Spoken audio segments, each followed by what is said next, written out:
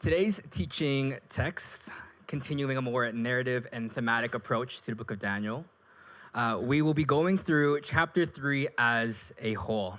I won't read it line for line, but we'll just read it paraphrased and through the narrative and through the themes. The teaching text that was read, verses 8 through 15, gives us a window into where we'll be going today. Now, if this is your first time with us, or perhaps you're still familiarizing yourself with the book of Daniel, no worries. Pastor Jeremiah has done such an excellent job of setting the scene up along with the characters. And so if you want a refresher or a fuller perspective of the narrative and what's going on, check out his sermons on Spotify and superior platform, Apple Music. Heavy statements today, heavy statements. It is a heavy statement.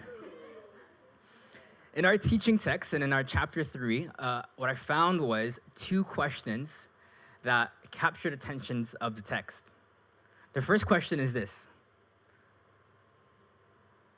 The first question addresses both attention in the text and by extension, attention in our lives. That is, who will you obey and worship? Who will you obey and worship? The second question is echoed by King Nebuchadnezzar in verse 15. Let me turn off that low power mode so it doesn't go black, my screen. The second question is this: who is the God who will be able to rescue you? Who is the God that will be able to rescue you? With that, let's quickly pray. Living God,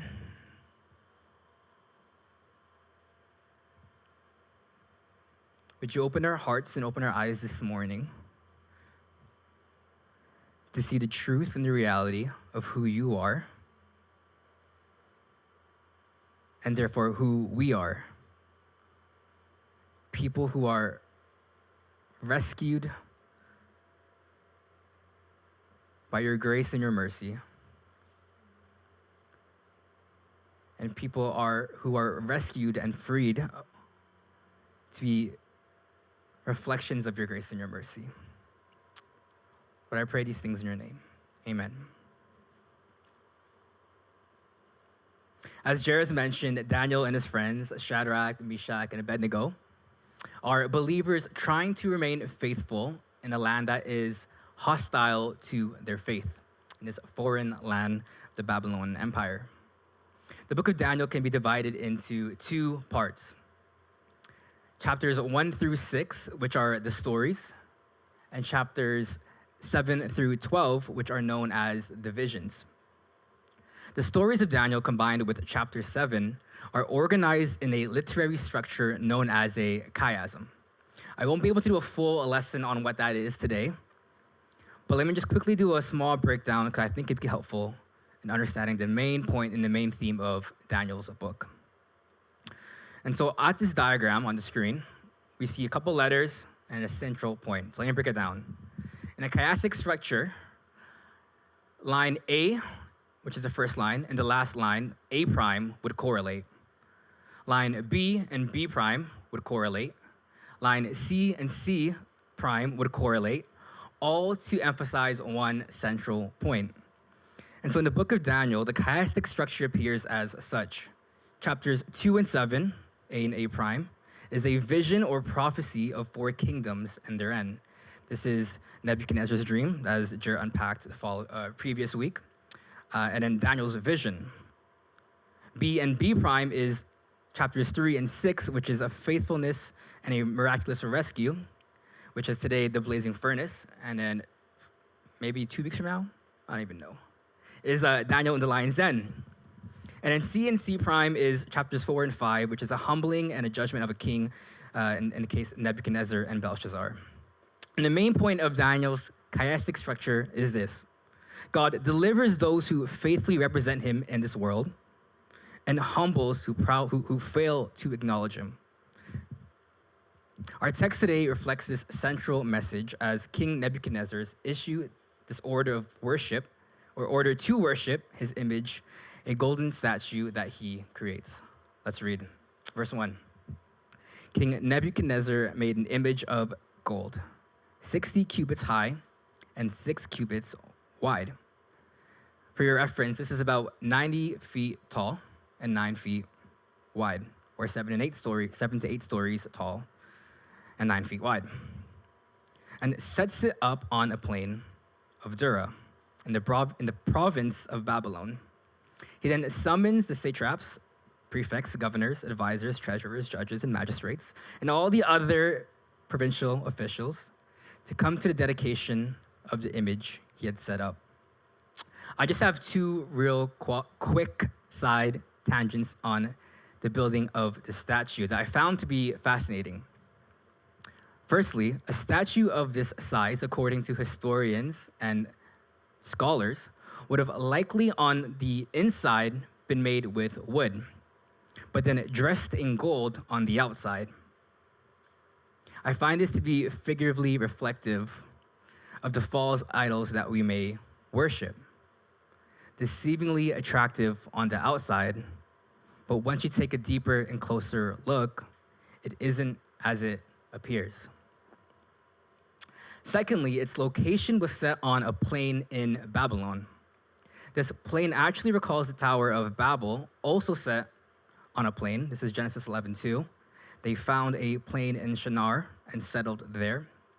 In Exodus 32, we also see a false idol, in this case, a golden calf, being constructed and worshipped at the base of a mountain. Listen to how Google defines a geographic plain. A plain commonly known as a flatland is a flat expanse of land that generally does not change much in elevation, and is primarily treeless. Plains occur as lowlands along valleys or at the base of mountains. One reason why these statues for false worships were built on flatlands was that it would be visible to all in the surrounding area. Think about it. If I were to construct an image or a structure or a building downtown, many people would think, cool, just another edgy Vancouver tower being constructed. On the other hand, if I were to build that same structure, that same building, that same statue in the Fraser Valley, it would visibly stand out, resulting in attraction to the people in the surrounding area, i.e., think of Langley and the recent construction of towers there. But anyways, back to the text. King Nebuchadnezzar then demands that everyone must fall down and worship his 90-foot golden statue. Verse 4, then the herald loudly proclaimed, nations and peoples of every language, this is what you are commanded to do. As soon as you hear the sound of the horn, flute, zither, lyre, harp, pipe, and all kinds of music, you must fall down and worship the image of gold that King Nebuchadnezzar has set up. Whoever does not fall down and worship will immediately be thrown into a blazing furnace. This term fall down or bow down would have entailed this humiliating act of submission. It would literally have meant your face to the ground. And as Jared mentioned last week, whatever King Nebuchadnezzar would command would essentially be law. The way the Babylonian Empire was set up was that whatever the king said was the ultimatum. And failure to meet what he has said and what has commanded could result in a cruel and brutal execution. In this case, and in our story, being thrown into a furnace. So along with our cast in the narrative, we are met with a difficult question. Who will you obey and worship? Do you obey the authority of the law or the will of the Father? This is an important question for us Christians who may find ourselves similarly in a foreign land where the authority of government may go against the authority of God. The short answer is this. If we profess Christ as Lord, we must also prioritize to do and stand firm on the will of the Father. One commentator puts it like this. We should obey the powers that be until they tell us to disobey and dishonor God. Romans 13:1. Then we should obey God rather than man. Acts 5:29. If we are called to pass through the fire, Christ walked there before us and will walk there with us. John 15:20. And nothing will be lost by being true to him. Additionally, to be genuine to this dynamic of in the world and of the world, I also think this doesn't mean we become Christians who enter a bubble and are away from the world and unpresent. As Christ followers in the world, we should work towards contributing to society and serving it to the best of our capacity. We do this firstly by loving God, and then by extension, his people. For Daniel, Shadrach, Meshach, and Abednego, it looked like adhering to their responsibilities as high officials in the government. And for us, it looks like tending to one's body as a nurse, or maybe their heart as a creative. It looks like serving as a barista or a chef. It can look like by being an excellent mechanic or a marketer. Or it can also look like being simply a good neighbor by sharing your groceries or sharing a meal. Let's continue through the narrative. But first, quick coffee break. Don't mind me. Don't mind me. My mouth is dry. I was gonna sip in the mic, but ASMR is not the vibe this morning. Verse 12. But there are some Jews who you have set over the affairs of the province of Babylon, Shadrach, Meshach, and Abednego, who pay no attention to you, your majesty. They neither serve your gods nor worship the image of gold you have set up. Furious with rage, Nebuchadnezzar summoned them and said to them, "Is it true that you do not serve my gods or worship the image of gold I have set up? Now when you hear the sound of the horn, flute, zither, lyre, harp, pipe, and all kinds of music, if you are ready to fall down and worship the image I made, very good. But if you do not worship it, you will be thrown immediately into a blazing furnace. Then what God will be able to rescue you from my hand?" So here's where we encounter our second question of the text. Who is the God who will be able to rescue you?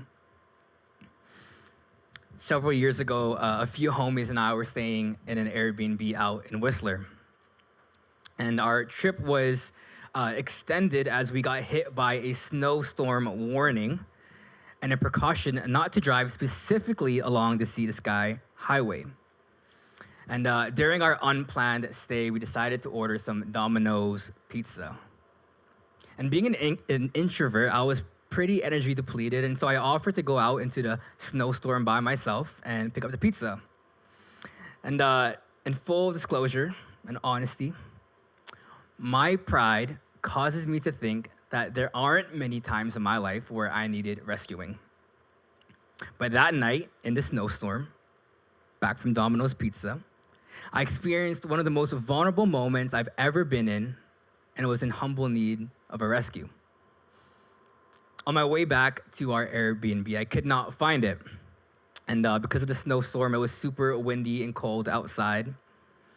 And I don't know why, I suck at dressing appropriately for weather, but I left the Airbnb only wearing a hoodie. And I didn't think it would take super long to get pizza.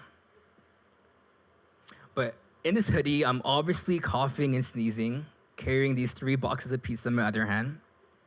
And eventually I entered this building that was identical to the one that we were staying in.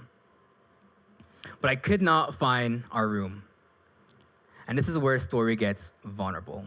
So trigger warning if you're squeamish. Is that the right word? Yeah. I was coughing so much from the cold that I began to throw up, okay? And it gets worse. I guess all the coughing aggravated my nose. And so in addition to coughing and throwing up out of my mouth, my nose starts to bleed.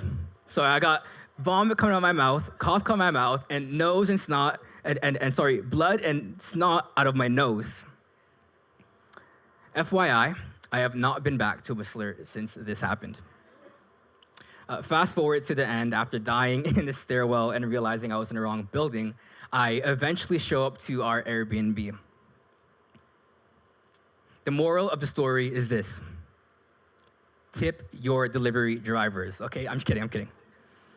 But after I explained what I had just gone through to the homies, what I had to endure to deliver the pizza to them, one of them looked at me and simply asked me this: why didn't you just call someone? In this moment of desperate need of rescuing, it didn't dawn on me that my friends would have easily been able to rescue me.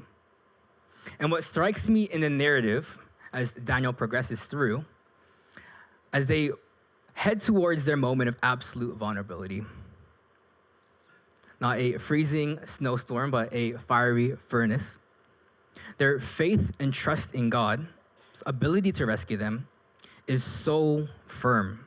Listen to what they say to King Nebuchadnezzar as they are about to get thrown into the furnace. Verse 17. If we are thrown into the blazing furnace, the God we serve is able to deliver us from it, and he will deliver us from your majesty's hand. But even if he does not, we want you to know, your majesty, that we will not serve your gods or worship the image of gold you have set up. Their faith and their decision were not based on God's ability to rescue them, but rather reflected their allegiance to the God who rescues. The late Charles Spurgeon, in a sermon unpacking Daniel in 1891, provides some provoking thoughts on their act of faith. Along with a list of other valid excuses, he says, and I quote, "They could have said, it is only for once and not for long, 10 minutes or so, once in a lifetime, to please the king, Nebuchadnezzar. Such a trivial act could not make any difference. At any rate, it is not enough to brave the fiery furnace for. Let us treat the whole thing as a huge jest. It would be ridiculous to throw away our lives for such a trifle." And if we are real for a moment, as people with shortcomings, we often may find ourselves thinking and saying the same type of excuses. And we do so to avoid the, at best, inconvenience, and at worst, persecution that is simply the way of Jesus. So how can we share the act and allegiance of Shadrach, Meshach, and Abednego? To respond to this, it begins with our former question from King Nebuchadnezzar: who is the God that will be able to rescue you? The reason why this is so fundamental is because what we turn to for rescuing is what we will turn to worship. Likewise, who we turn to for rescuing is who we will turn to worship. Pastor and author Darrell Johnson unpacks this idea super well in his latest book on the 10 Commandments that you may live.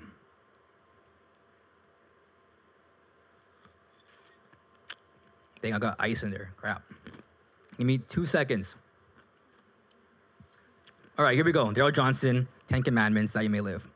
Within the Roman Catholic and Lutheran traditions, the first commandment and the second commandment are unanimous. 1. Therefore, it is recited as, you shall have no other gods before me. You shall not make for yourself an idol. You shall not worship or serve them. For I, the Lord, your God, am a jealous God. The first commandment addresses an issue not of theology, but rather an issue of loyalty. Darrell Johnson puts it like this: the Bible clearly teaches there's only one Yahweh, the Trinitarian God, Father, Son, and Holy Spirit. But that is not the burden of the first commandment. The burden of the first commandment is allegiance. The issue that the first commandment addresses, that Shadrach, Meshach, and Abednego faced against the Babylonian Empire, and that we face today in a culture of polytheism just meaning the belief or worship of more than one God, is not an issue of monotheism, the belief in one God. Rather, the issue is monolatry, exclusive allegiance to the one God. The last thing, about the first commandments is that along with the rest of them, the commandments are rooted in a covenant. That is God's covenant to us. Right before the commandments, Exodus 20 begins with, I am the Lord your God who rescued you out of Egypt, out of the land of slavery.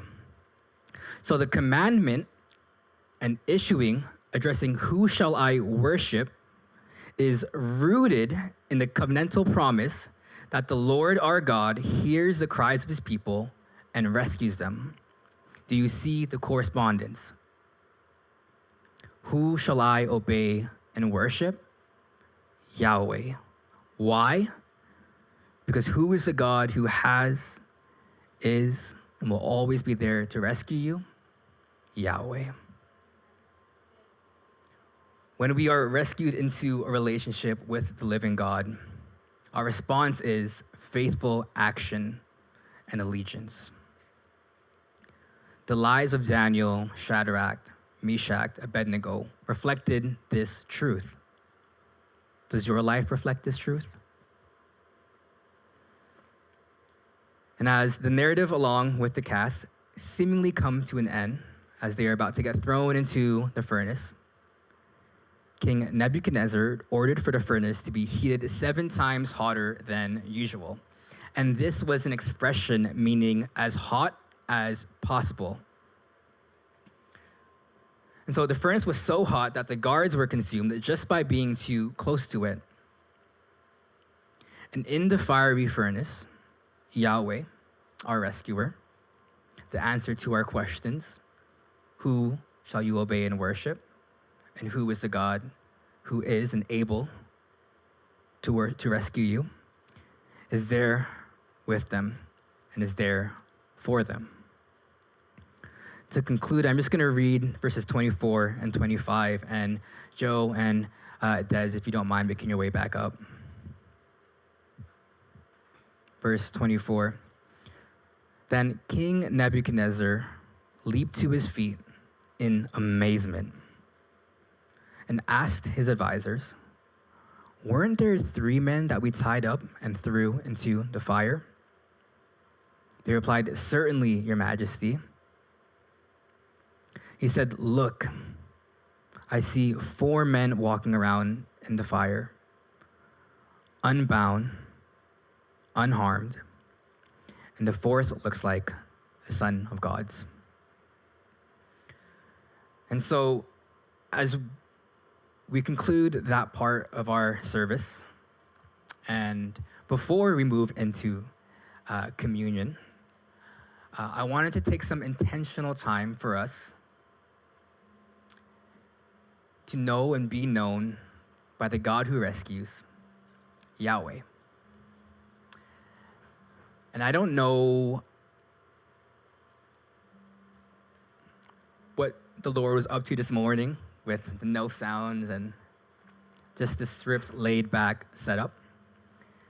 And I don't know what the Lord's up to in your life.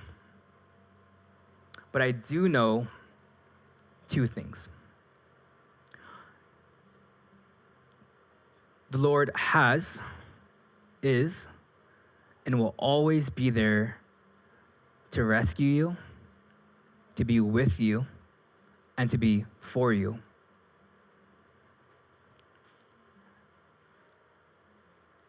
And I don't want that to be something logical, something theological, something that engages our mind. This morning, I believe the Lord wants that to sink in to our hearts. And so in a moment, Joe and Des is going to lead us through some singing. And I just want to encourage you to personally encounter Yahweh and his rescuing power. Whatever that may be in your life, whatever rescuing you may need or may not know you need, I want to invite you this morning to intentionally reflect before we move into communion on Yahweh, the God who is, the God who will, and will always be there to rescue you, to be there for you, and is there with you.